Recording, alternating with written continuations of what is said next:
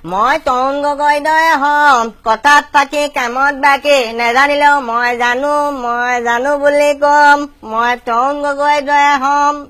মই হম নৰেন্দ্ৰ মোদী অসমৰ ৰাইজক পিন্ধাম টুপি নিৰ্বাচনৰ আগে পিছে ৰূপ সলাম সুযোগ বুজি মই হম নৰেন্দ্ৰ মোদী মই হম মন্ত্ৰী নীলমণি কথাম নকওঁ জুখি মাখি ৰাইজক খুৱাম আঢ়ৈটকীয়া ভাত আঙুলি গণি গণি মই হম মন্ত্ৰী নীলমণি মই হম চন্দন চৰকাৰ ধন থাকিলে সন্মানৰ কি দৰকাৰ গোলাবী নিশা ফোন দাঙি কম হুঁচিয়াৰ হুঁচিয়াৰ মই হম চন্দন চৰকাৰ মই হম হুছেইন ৰকিবুল গড়ৰ কথা শুনিলে বলকি মাবুল কাবুল গ্ৰাম উন্নয়ন মোৰ লক্ষ্য অন্য মোৰ প্ৰাপ্ত পঞ্চায়তৰ নাম শুনিলে মন হয় ব্যাকুল মই হম হুছেইন ৰকিবুল মই হম হিমন্ত বিশ্ব এটা পিছত এটাকৈ কেলেংকাৰীয়ে কপাম বিশ্ব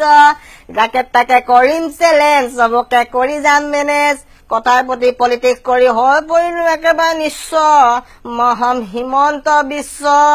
কহয় মাধৱ দাসে মন্ত্ৰীয়ে আছে